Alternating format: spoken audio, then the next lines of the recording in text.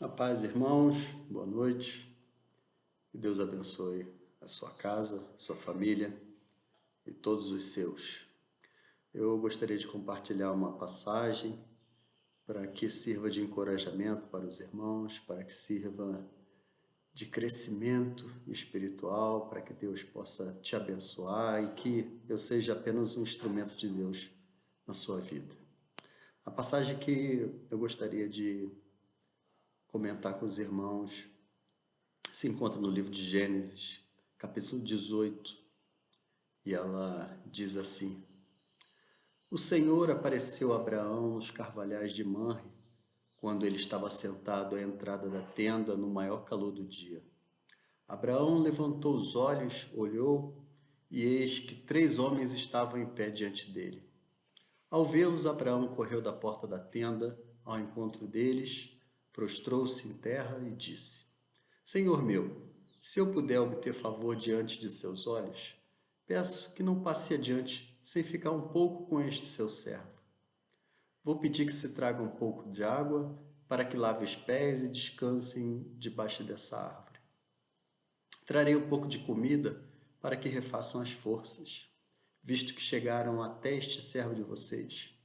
Depois poderão seguir adiante. Responderam: Faça como você disse. Abraão correu para a tenda de Sara e lhe disse: Amasse depressa 3 medidas da melhor farinha e faça pão. Abraão, por sua vez, correu ao gado, pegou um novilho tenro e bom e o entregou ao empregado, que se apressou em prepará-lo. Pegou também coalhada e leite e o novilho que tinha mandado preparar e pôs tudo diante deles, e permaneceu em pé junto a eles debaixo da árvore, e eles comeram. Então lhe perguntaram: Onde está Sara, a sua mulher? Ele respondeu: Está aí na tenda. Um deles disse: Certamente voltarei a você daqui a um ano, e Sara, sua mulher, dará à luz um filho. Sara estava escutando à porta da tenda atrás de Abraão.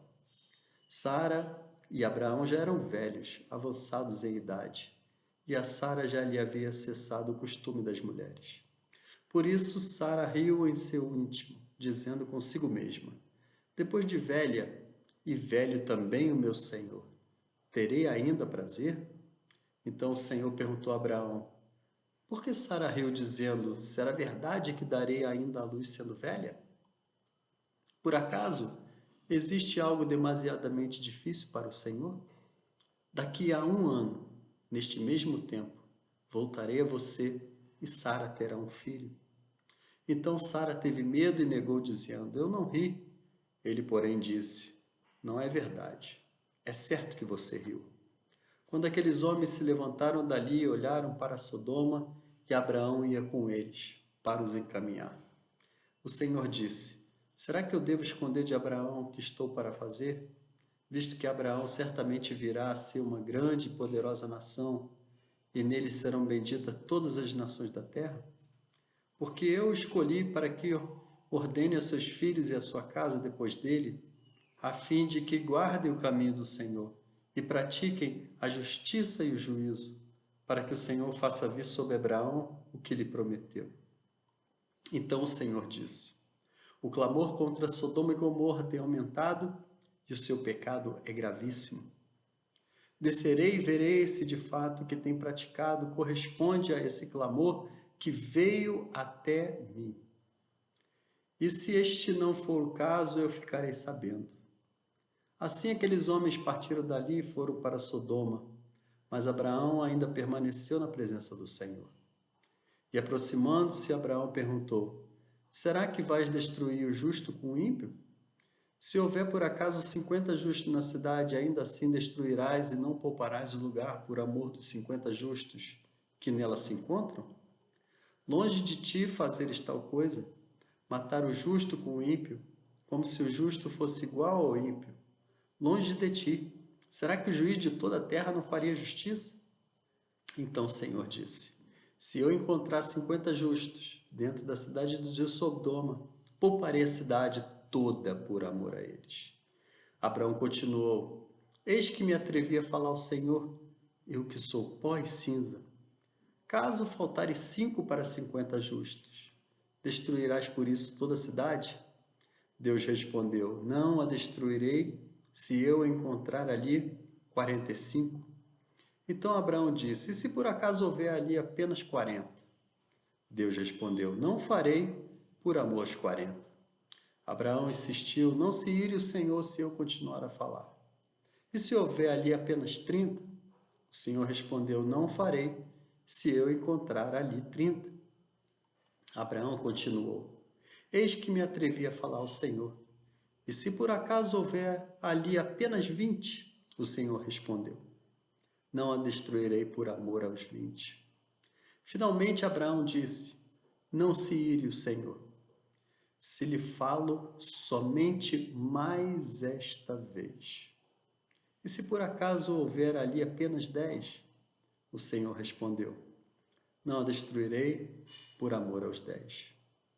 Quando acabou de falar com Abraão, o Senhor se retirou e Abraão voltou para onde antes estava.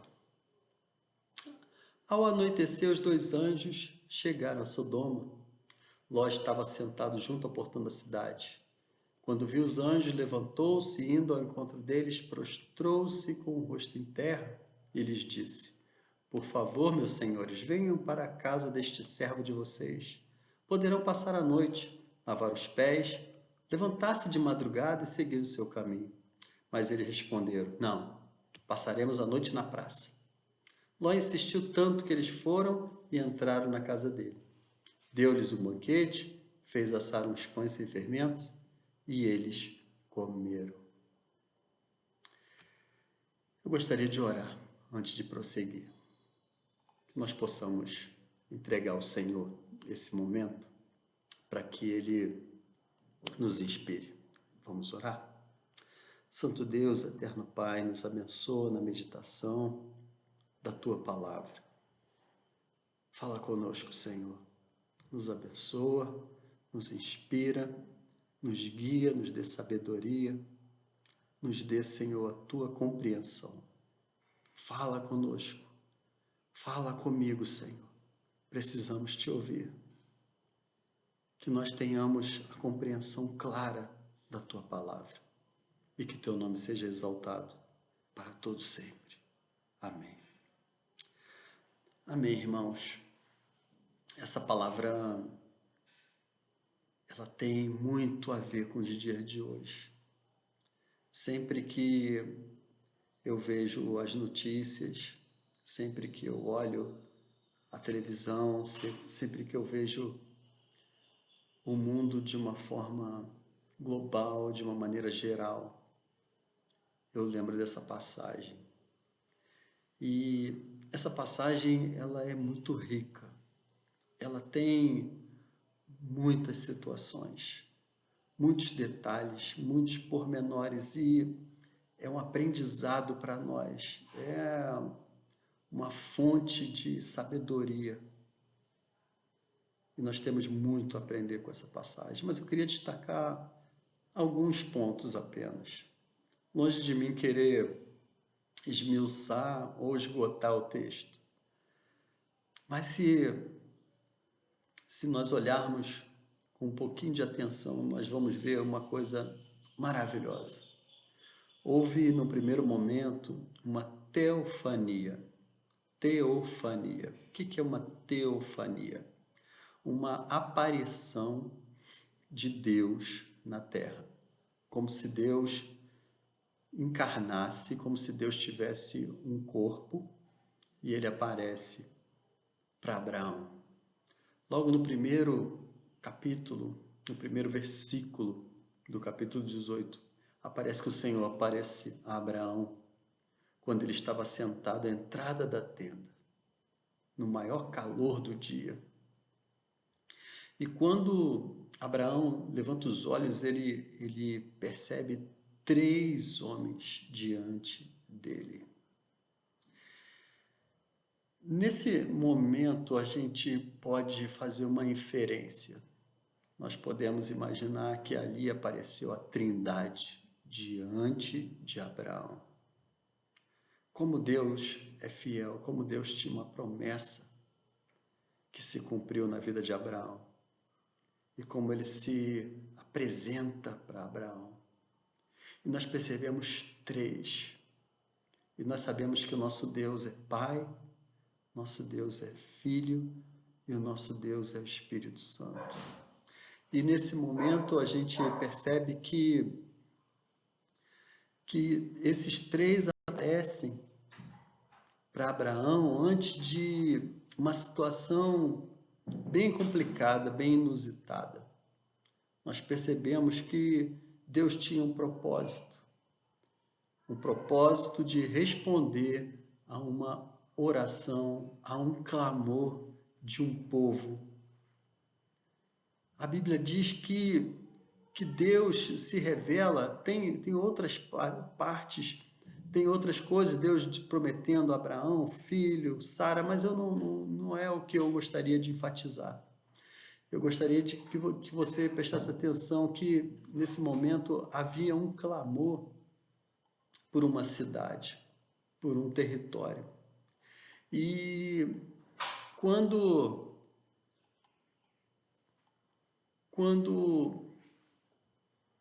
Abraão está diante de Deus, Deus se coloca com uma pergunta que, na verdade, ele já tinha a resposta.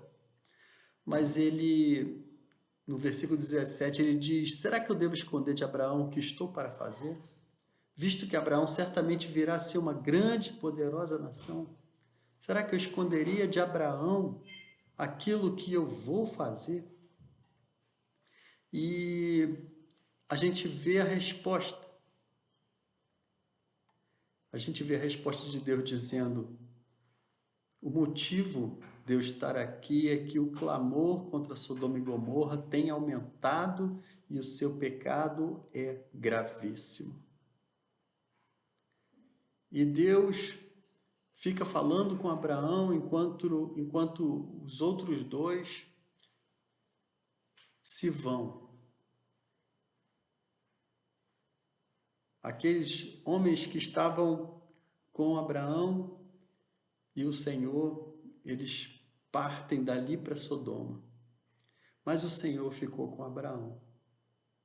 E o Senhor disse: olha, eu tenho recebido um clamor e tem aumentado contra Sodoma e Gomorra. E esse ponto eu gostaria que você refletisse. Na sequência, em Gênesis 19, que a gente apenas iniciou o capítulo, nós percebemos que aqueles dois homens chegam e encontram com Ló. E algo terrível acontece. Aqueles homens, eles chegam predispostos a acabar com tudo e não demorar muito, mas Deus tinha um plano de misericórdia ainda naquela cidade. E a misericórdia tinha a ver, estava envolvido com a promessa feita a Abraão, com o amor que Deus tem a Abraão. E quando a gente dá sequência na leitura, nós percebemos que quando Deus diz: olha, aumentou muito o pecado em Sodoma e Gomorra, e eu quero olhar se de fato é assim. E Abraão percebe que Deus estava disposto a destruir aquela cidade, aquelas duas cidades. Abraão, naquele instante, ele lembra do seu sobrinho, porque Ló habitava em Sodoma, com a sua família, com a sua mulher e suas duas filhas.